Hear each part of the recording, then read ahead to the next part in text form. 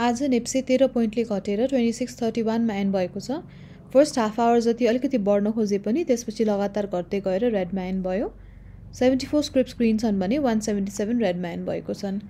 आजको टप गेनरमा Sagar, MLBBL Jhapa, top लुजर्समा एसपीसी, जीआईडीबीएल एमएचएनएल, टप टर्नओभरमा बन्दीपुर एचआरएल एनजीपीएल, टप भल्युममा एनजीपीएल बन्दीपुर वरुण र टप ट्रान्ज्याक्सनमा बन्दीपुर बुङ्गल र डिएचएल छन्। आजको चार्ट हेर्दा रेड क्यान्डल भएर एन्ड भयो र भल्युम पनि हिजोको भन्दा धेरै आएको छ। 4.4 को भल्युम थियो भने आज चाहिँ 5.2 को भल्युम आएको छ र आज 1 आवरलीमा हेर्दाखेरि पनि थाहा हुन्छ कि दिनभरि नै सेलिङ आयो है।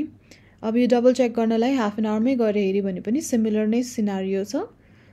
फर्स्ट हाफ आवरमा अलिकति बाइङ आएको छ देखिन्छ, but then after that highly selling आएको छ र त्यो सबै 5.2 अर्बको मोस्टली सेलिङ नै हो। अल्सो हामीले के कुरा गरेको थियौँ लास्ट टाइम भन्दा 1 आवर चार्टमा राम्रोसँग देखिन्छ। So as you can see हामीले हिजो फिब लगाएर हेरेको थियौँ है, यहाँबाट माथिसम्म फिब लाउँदाखेरि यो चाहिँ गोल्डन जोन आएको थियो यो एरिया।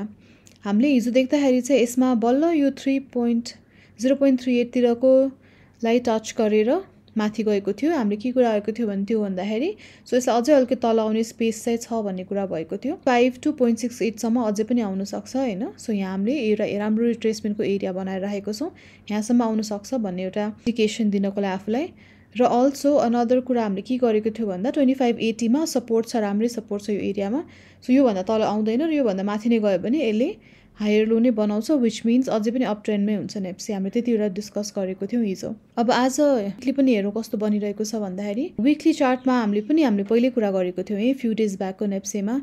अब यसरी ठुलो ग्रिन क्यान्डल बनेपछि यसले योभन्दा अगाडि सेप्टेम्बर 21 मा, पछि अक्टोबर 26 मा र अहिले नोभेम्बर 23 मा सिमिलर क्यान्डल बनाएको छ है। त्यसपछि यसले आफ्नो प्याटर्न सिमिलर देखाएको छ, माथि गएर सानो इन्डस्ट्रियल टाइपको अर स्मल क्यान्डल बन्ने, त्यसपछि यहाँ ठुलो रेड क्यान्डल बनेर 2 दिन घट्ने र फेरि माथि जानु खोज्नलाई सानो क्यान्डल बनाएर फेरि माथि जाने।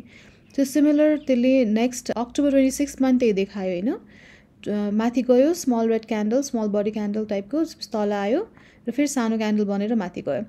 अब हाम्रो त्यस्तै नै हुन्छ भन्ने हामीले एउटा गेस गरेको थियौँ पहिलाको यो हेरेर। सो सिमिलरली रेड क्यान्डल बनाएर एन्ड भएको छ हैन। अब नेक्स्ट विकहरू के हुन्छ हेर्नुपर्ने हुन्छ। नेक्स्ट विक यो नै यसले फलो गर्यो भने चाहिँ, लास्ट 2 मन्थ्सको फलो गर्यो भने चाहिँ हाम्रो ग्रिन आउनको लागि अझै अर्को 2टा हप्ता बाँकी हुन्छ है। ग्रिन भन्नाले यो ठुलो राइजवाला क्यान्डल आउनको लागि चाहिँ अर्को 2 हप्ता बाँकी हुन्छ। और नेप्सेले अब पोजिटिभ गएको भएर यो छिटै बन्न पनि सक्छ, बट पुरानो हेर्ने हो भने चाहिँ इट्स स्टिल 2 हप्ता चाहिँ हामीले अलिकति हामीलाई नेप्सेले बाइङ अपर्च्युनिटी दिन सक्छ। अब हामीले त्यही कुरा गरेको थियो कि यसरी रिट्रेस हुँदाखेरि जुनमा स्टप लस एकदमै प्रपर ठाउँमा हुन्छ, थोरै स्टप लस हुन्छ र जुन चाहिँ आफ्नो अलमोस्ट सपोर्टकै लेभलमा छ तर पनि भल्युम छ, त्यस्तो खालको स्टक्सहरू हेरेर थोरै थोरै इन्जेक्ट गर्ने चान्स यसले हामीलाई दिइरहेको छ भन्ने कुरा भएको थियो। इन केस आफ्नो सपोर्ट तोड्यो भने अथवा लोवर लो तोड्यो भने चाहिँ we have to be careful. त्यो स्टप लस थोरै हुन्छ, we might need to use that stop loss हैन। त्यस्तो गरेन बट स्टिल हल्लिरहेको तल काइन्ड अफ माथि नै जान्छ जस्तो नेप्से देखियो भने र आफ्नो स्क्रिप्ट चाहिँ तलै बसिरहेको छ भने we can add to the position हैन। अब अहिले यो एकदमै केयरफुल भएर गर्ने लेभलमा छ। So let's see what happens. Actually हामीलाई यो तलको रिट्रेसमेन्ट छ, अहिलेको लागि चाहिँ बाइङ अपर्च्युनिटी हो। यसले एउटा त गोल्डन जोनसम्म आउन सक्छ विच इज फेयर हैन। यो एरियासम्म आउँदा हामी डराउनु परेन, यहाँबाट माथि जान सक्छ।